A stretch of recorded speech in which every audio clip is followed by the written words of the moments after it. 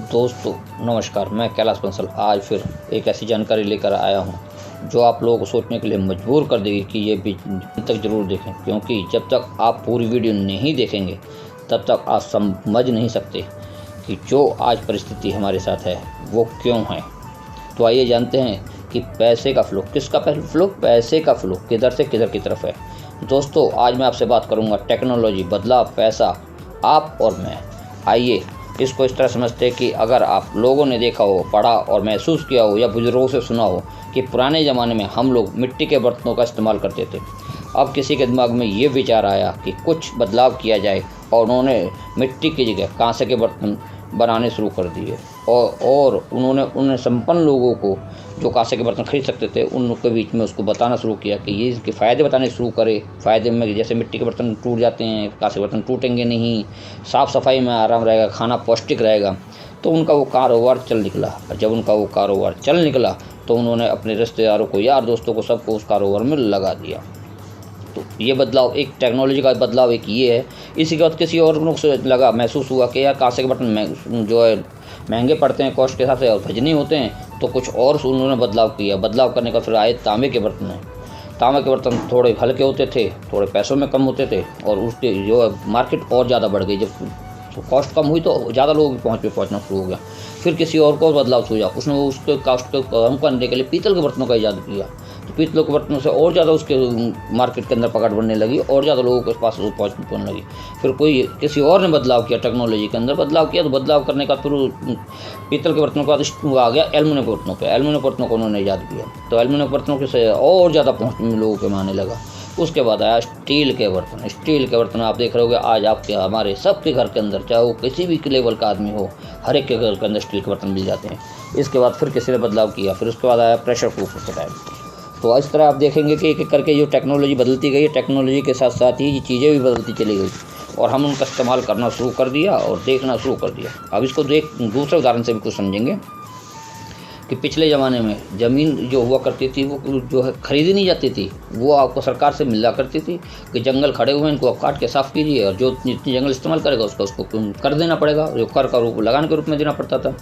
तो काफ़ी लोगों ने उसको किया कि भाई जितनी ज़्यादा घेर सकते थे उन्होंने उसका लगान दिया। कुछ लोग उनमें ऐसे भी रहे जो लगान हम कहाँ से देंगे, कैसे करेंगे, उन्होंने उसको नहीं लिया। तो उसका नुकसान और फ़ायदा क्या हुआ, कुछ जिन लोगों के पास ज़्यादा जगह हुआ करती थी, जिन्होंने ज़्यादा जगह गुजरा, उनके पास एक बहुत बड़ी जगह इकट्ठी हो गई, बहुत ज़्यादा अच्छा काम उनका होने लगा और वो हल और खेती से, हल से और किसानों से, बैलों से उस खेत को जोत के पैदा करने लगे। और जो लोग ज़मीन जिन्होंने नहीं घेरी थी वो उनके यहाँ मजदूरी करने लगे। तो ये एक बदलाव आया सरकार को। उसके बाद फिर टेक्नोलॉजी का इसमें बदलाव ऐसे आया कि आगे फिर जो देखा कि हल और बैल से मेहनत ज़्यादा हो रही है और फसल कम होती है, तो फिर ट्रैक्टर का बदलाव आया। किसी ने इंजन का, मशीनरी का ईजाद किया, ट्रैक्टर का ईजाद किया, तो ट्रैक्टर से वहाँ बदलाव आया। उसके बाद फिर किसी ने और सोचा इस ट्रैक्टर के बाद उसका काम को आसान कर दिया और सस्ता कर दिया, आसान कर दिया, सस्ता कर दिया, फसल ज़्यादा होने लगी तो और ज़्यादा संपन्न होने लगे लोग। फिर किसी और ने इस चीज़ को सोचा कि यार और कैसे इसको बढ़िया किया जाए और कैसे टेक्नोलॉजी का इस्तेमाल किया जाए, तो उसने जो है नई नई ईजादें करनी शुरू करी। तो एक ये बीज आ गए, आपके हाइब्रिड बीज मार्केट के अंदर आ गए, उससे फसल और ज़्यादा बढ़ने लगी और ज़्यादा पैदावार होने लगी, किसान और संपन्न होने लगा। देखिए अब एक और आपको सिचुएशन समझाता हूँ मैं। तीसरा बदलाव की तरफ देखते हैं। जब हमारा देश आज़ाद हुआ उस समय सरकार को ज़रूरत थी कि लोग उस सरकार के काम के सहयोग करें, तो उन्होंने नौकरी दी। लेकिन उस समय क्या होता था, वो लोगों को नौकरी की ज़बरदस्ती देते थे कि यार तू भी नौकरी में आ जा, तू भी नौकरी में आ जा। कोई क्वालिफिकेशन नहीं थी, चाहे कोई 5वीं पढ़ा हुआ है, चाहे 8वीं पढ़ा हुआ है, चाहे 10वीं पढ़ा हुआ है, चाहे नहीं पढ़ा है, लेकिन उसकी सबकत का ठीक हो, उसको नौकरी में भर्ती कर लिया जाता था। तो कुछ लोग उससे छुप जाया करते थे, भाग जाया करते थे, कुछ लोग नौकरी छोड़ के आ जाते थे, कुछ लोगों ने नौकरी को करा।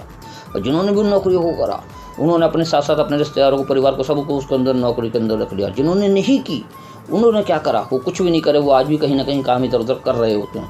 तो आप देखिए सर, जो लोगों ने सरकारी नौकरी करी उनको वो साधन संपन्न होते चले गए और आज हम नौकरी के लेकर लोग हमारे फिर रहे हैं। सरकार के पास नौकरियां नहीं हैं और हम लोग नौकरी लेकर परेशान हैं। क्यों कि वो भी एक हमने बदलाव का दौर देखा। तो और हम इसको एक और तरीके से समझते हैं। मार्केट की बात करते हैं। मार्केट में अगर आप देखेंगे पुराने ज़माने के अंदर लोग, जो व्यापारी वर्ग हुआ करता था, वो कभी एक जगह बैठ कर काम नहीं करा करता था, वो घूम घूम के काम करा करता था। आज इस देश में चला गया, कल उस देश में चला गया, परसों उस देश में चला गया, सामान बेचने के लिए जाया करता था। तो उसके जाने का मार्ग होता था समुद्र, नदियाँ होती थी या खेत खेले या जंगल होते थे। तो जो किसी एक आदमी ने सोचा उस व्यापारी वर्ग में, यार ऐसे हम कब तक भागते रहेंगे, तो बदलाव कुछ चाहिए, बदलाव कुछ चाहिए। तो उन्होंने बाज़ार का मॉडल इस्तेमाल किया। उन्होंने ठहराव की ज़िंदगी पसंद करना शुरू करा और बाज़ार में वो तब्दील हो गए। वो एक जगह बैठ के सामान बेचने लगे, फिर ग्राहक उनके पास आने लगे। अब ये बदलाव चलता रहा। कुछ समय के बाद फिर किसी और ने सोचा, अगर इस तरह तो जो है सारा एक जगह हो गया, कुछ सामान दूर लोगों को दूर लेने के जाना पड़ रहा है, अब मैं अपना सामान बाहर कैसे बेचूँ। तो उसने फ्रेंचाइजी का एक मॉडल तैयार कर दिया। ये टेक्नोलॉजी का बदलाव हुआ कि मैं एक जगह बैठ के पूरे देश के अंदर कहीं भी सामान अपना बेच सकता हूँ। फिर किसी और ने सोचा, इस चीज़ के लिए बदलाव की कोशिश कर रहे हैं कि एक सामान लेने के लिए 5 किलोमीटर दूर जाना पड़ता था, एक सामान 2 किलोमीटर दूर मिल रहा है, एक सामान 3 किलोमीटर दूर मिल रहा है। अलग अलग सामान की जरूरत पड़ती थी लोगों को। तो किसी एक ने विचार ये आया इस चीज़ के लिए बदलाव करने के लिए कि यार सारा सामान एक नीचे आ जाए। तो मॉलों का मॉडल तैयार हो गया। उसने मॉल के घर के इकट्ठा करके और एक छत के नीचे सारा सामान मुहैया कराना शुरू कर दिया। अब ऐसे ही एक और बदलाव की स्थिति में हम लोग खड़े हुए हैं आज के वक्त के अंदर, जो कि है नेटवर्क मार्केटिंग। ट्रेडिशनल मार्केटिंग और नेटवर्क मार्केटिंग, इन दोनों बदलावों के बीच के अंदर हम खड़े हुए हैं। सर आप देखेंगे, जैसा कि मैंने शुरू से बताया कि हमें या हमारे पूर्वजों को या उनके पूर्वजों को, हर एक को हर वक्त के अंदर, हर ज़माने के अंदर बदलाव कर लिए मौका मिला है। वो एक अपॉर्चुनिटी उनको मिली है। लेकिन जिन लोगों ने उस अपॉर्चुनिटी को लिया, उन लोगों ने अच्छा मुकाम हासिल किया। जिन लोगों ने अपॉर्चुनिटी को हासिल नहीं किया, वो लोग 95% की श्रेणी में आ गए। और जिन लोगों ने उन अपॉर्चुनिटी को हासिल किया, वो 5% की श्रेणी में हो गए। तो जो भी आज लोग 5% की श्रेणी में हैं, वो लोग हैं जिन्होंने उस समय भी वो अपॉर्चुनिटी को उन्होंने अचीव किया, उस अपॉर्चुनिटी को उन्होंने कैश किया। और जो लोग 95% की श्रेणी में हैं, वो लोग हैं जिन्होंने उस अपॉर्चुनिटी को मिस कर दिया। ये पहचान होती है जागे हुए इंसान की और सोए हुए इंसान की। अब आप समझ सकते हैं जागा हुआ इंसान कैसा होता है, सोए हुए इंसान कैसा होता है। 5% जो लोग हैं वो जागे हुए इंसान की श्रेणी में हैं, और जो 95% जनता है वो सोए हुए इंसान की श्रेणी में है। अब सर आप ये देखेंगे कि हर ज़माने में हर पीढ़ी को बदलाव मिला है। हर पीढ़ी को हर ज़माने में हर वक्त जो है अपॉर्चुनिटी मिली है। लेकिन क्या उन्होंने उस अपॉर्चुनिटी को लिया? नहीं। जिन्होंने लिया उन्होंने किया। अब एक अपॉर्चुनिटी आप लोगों के पास है, क्या आप भी ऐसे ही चाहते हैं जैसा कि हमारे पूर्वजों ने किया? जो लोग जागे हुए हैं वो डेफिनेट अपॉर्चुनिटी को लेंगे।